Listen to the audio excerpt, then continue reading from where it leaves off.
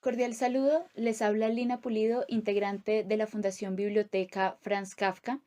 Nosotros hemos iniciado desde la biblioteca una iniciativa para pensar estos hechos coyunturales de la historia de Colombia, pero también cómo estamos nosotros en este momento cuando hablamos de la democracia colombiana. Para eso hemos constituido un grupo que en este momento está integrado por más de 240 personas, donde nos interesa hacer un ejercicio de reflexión crítica sobre la situación de nuestro país, pero un ejercicio que permita ir más allá de la opinión vacua e ir más allá también de los fanatismos políticos que tanto caracterizan la conversación política en nuestro país. Para esto, hemos pensado que es fundamental movernos desde dos lugares. Es el lugar de una discrepancia leal que esté dentro de la búsqueda también de la verdad, pero también de un consenso que nos permita hacer articulaciones entre nosotros y reconstruir el tejido que ha sido tan resquebrajado en nuestro país. Para eso hemos hecho este ciclo de programas, donde este es el cuarto programa donde nos hemos encontrado para conversar sobre el papel de las mujeres en el sostenimiento de la democracia de Colombia. El itinerario que hemos seguido hasta hoy y para quienes de pronto no lo han visto lo pueden encontrar completo en este canal de YouTube de la Biblioteca Franz Kafka. Este itinerario nos ha llevado a pensar desde qué ha pasado con las mujeres en el conflicto armado de Colombia, cuál ha sido ese impacto diferencial que ha tenido en nosotras el conflicto, también cuáles han sido esas formas de afrontamiento y de resistencia que hemos nosotras también construido de forma individual y colectiva. Y en esta ocasión nos encontramos para conversar sobre las mujeres en la democracia de Colombia y específicamente en el gobierno de Gustavo Petro. Como introducción, es importante pensar en ese concepto que viene de la Ilustración y que nos legó también la Revolución Francesa, que es el concepto de ciudadanía, de sujeto y de individuo político, que significa precisamente ser ciudadanos es tener un lugar en el ámbito de lo público, es decir, participar en la toma de decisiones de un país. Ser reconocidas entonces como mayores de edad, es decir, que se nos permita un ejercicio de nuestro pensamiento propio.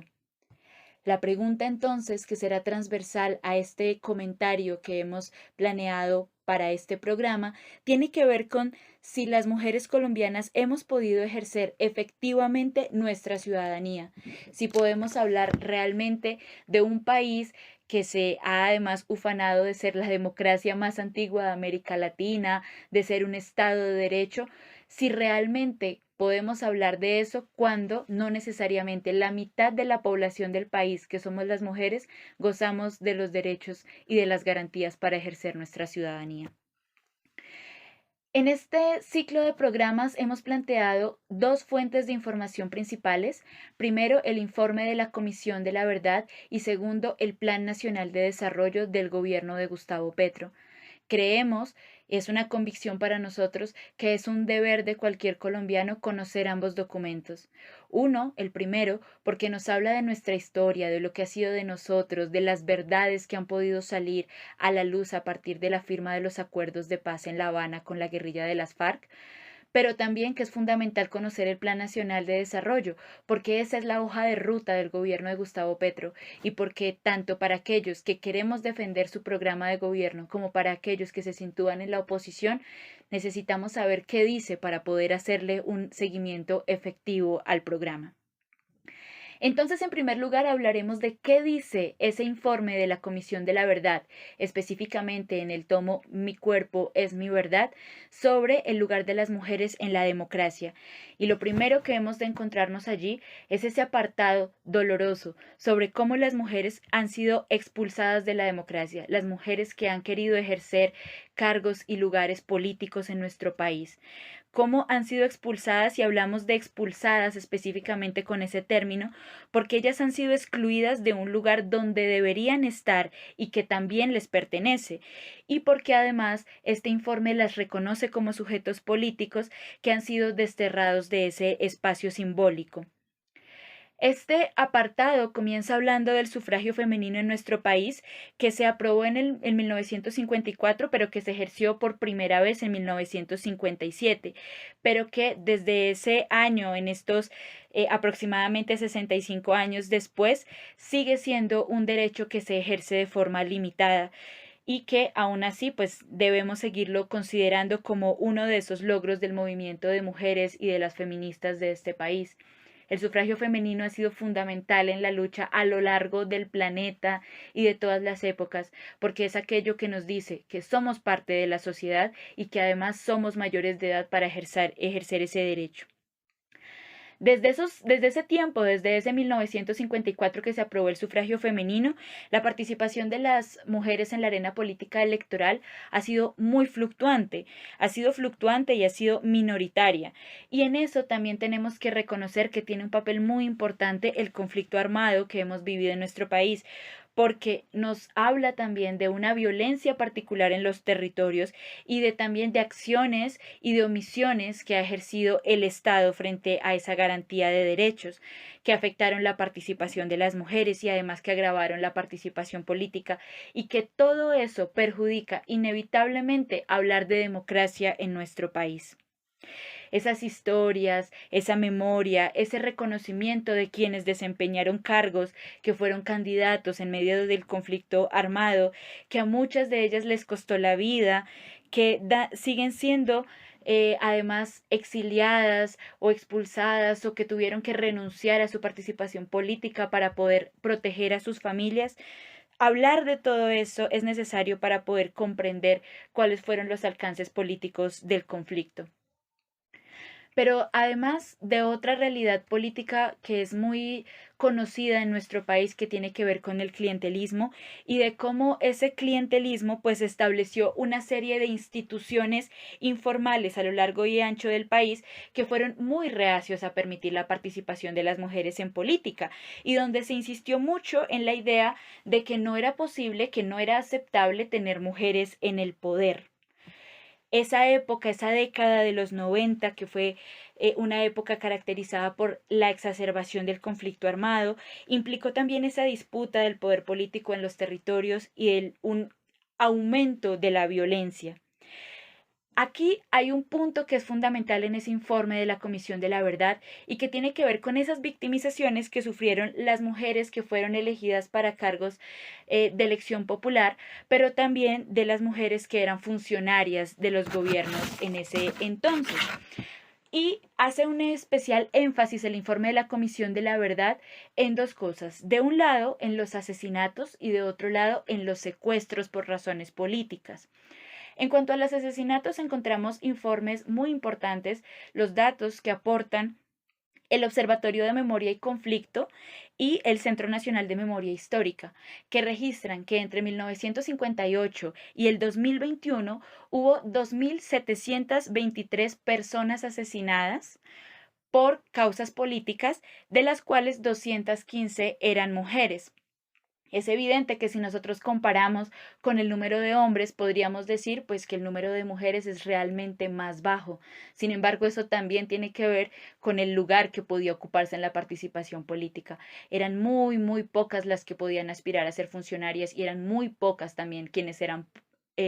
podían postularse a cargos de elección popular. De esas 215 mujeres asesinadas, el 40.7 pertenecían al Partido Liberal y el 33.9 a la Unión Patriótica. Y los causantes de esos asesinatos, los culpables, fueron los paramilitares en un 34.1% y las guerrillas en un 26.2%. A esto sumémosle además el alto grado de impunidad que existe todavía sobre esos asesinatos.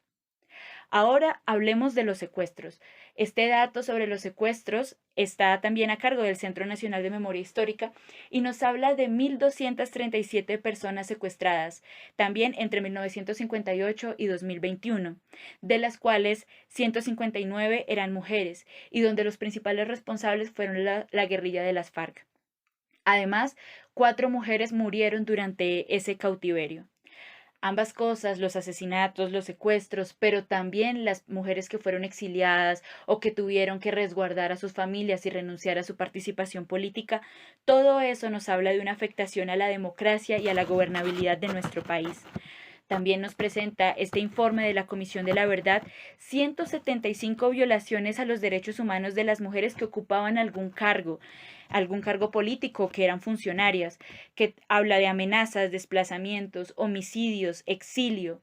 Y aquí hay tres nombres que creo que es importante que mencionemos. Aura Zulma Ospitia, que fue alcaldesa de Alpujarra, Tolima, entre el 98 y el 2000, y que recibió las amenazas necesarias para que ella abandonara también su cargo. Jael Cano, que fue la primera concejala elegida popularmente y que fue asesinada, perteneciente ella al Partido de la Unión Patriótica. Y Gloria Cuartas, la alcaldesa de Apartado entre 1995 y 1997, que también fue amenazada y resistió heroicamente para poder seguir participando en la arena política de nuestro país. El secuestro es tal vez el tipo de violencia que caracterizó más este atentado contra la participación de las mujeres en la democracia, porque además el secuestro en el caso de las mujeres implicaba el secuestro de ellas o el secuestro de sus familiares, y que ellas, por garantizar y por cuidar la vida de sus familias, renunciaran simplemente a participar políticamente. Por eso fue uno de los principales medios en el caso de las mujeres. Y además hablamos de que ya afectó una participación que ya era precaria, y donde además hablamos de mujeres que estaban ya desempeñando el ejercicio de sus funciones en esa época, y que además implicó una gran desventaja para que se resarciera ese abismo que había en la participación política.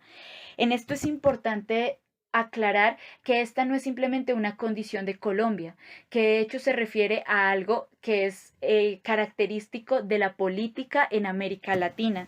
y que forma parte de esa tendencia general y de una tríada que es importante que todos pensemos. De un lado, una sociedad patriarcal y machista que no concibe que las mujeres puedan ocupar roles de poder. De otro lado, un sistema político que dificulta el acceso de la participación política de las mujeres. Y de otro lado, en el caso colombiano, un conflicto armado que afecta aún más esa participación política. Todo eso implicó la expulsión de las mujeres de la democracia.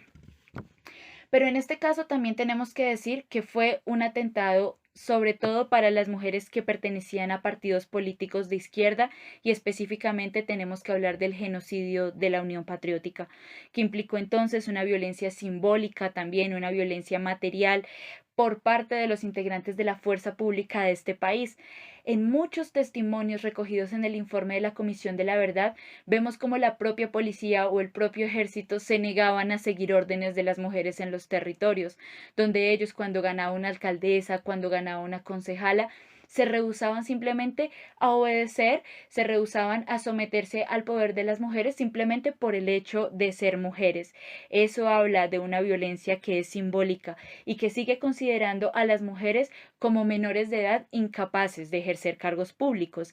y además que no ofrecía garantías de protección para el ejercicio político, o que esas garantías fueron anuladas por el mismo Estado, lo cual lo hace aún más grave. No significa que la violencia política de las FARC, de las guerrillas, de los paramilitares, del narcotráfico sea menos grave, sino que es aún más importante pensar cómo el Estado, cómo la policía, cómo el ejército, que eran los encargados de cuidar y de garantizar esos derechos, fueron ellos mismos quienes propiciaron esta pérdida de garantías políticas para las mujeres. Todo eso entonces impactó y le imposibilitó a las mujeres ejercer ese derecho. Y por tanto, si nosotros nos preguntamos si todavía hay luchas que debemos dar las mujeres, tenemos que decir que hay una lucha que es importantísima, que es cómo nosotras ingresamos al mundo de lo político, pero además cómo estamos en él y cómo podemos garantizar la permanencia de la vida política de las mujeres. Esos siguen siendo retos para nosotras, y nosotras tenemos que seguir formándonos, capacitándonos para estar en esos lugares de decisión del gobierno. Ahora hablemos de qué dice el Plan Nacional de Desarrollo sobre este asunto. El Plan Nacional tiene un apartado que es el de Sociedad libre de estereotipos y con gobernanza de género,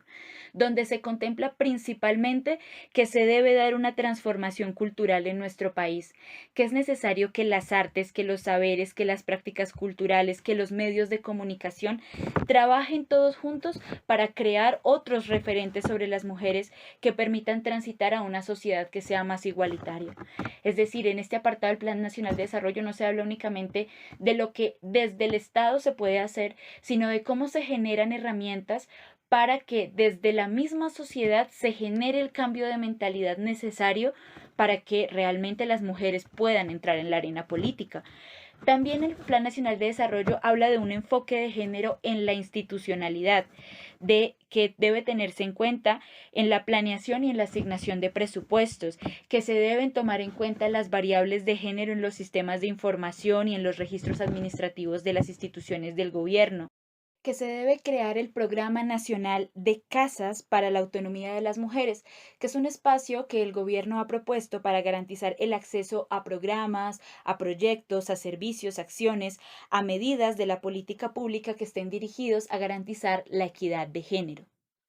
Pero el gobierno de Gustavo Petro no establece únicamente en su Plan Nacional de Desarrollo este tipo de estrategias, sino que lo hemos visto también en un esfuerzo muy importante para garantizar la paridad en el gobierno. Entonces, estamos hablando de un gobierno donde de hecho se ha transformado muchísimo como ese rol y ese lugar y esos papeles asignados en la familia tradicional a las mujeres. De hecho, vemos constantemente junto al presidente, las vemos además ejerciendo una palabra pública y una presencia activa a su esposa, a Verónica Alcocer, pero también a sus hijas, y ellas, de hecho, ocupan un lugar que se niega a ser ese lugar como decorativo, silencioso, que habían ocupado otras primeras damas o otros miembros de las familias presidenciales a lo largo de nuestra historia. De hecho, es una presencia que es pública y que ha generado en ciertos momentos incomodidad, que ha sido criticado, rechazado por los medios tradicionales de nuestro país.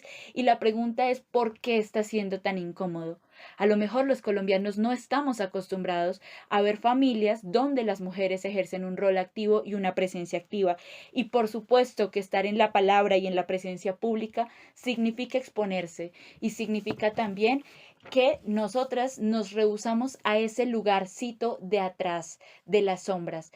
Exponerse también es exponerse a la crítica y seguramente eso es más difícil que tener el lugar decorativo. En este gobierno tenemos además una vicepresidenta como Francia Márquez que,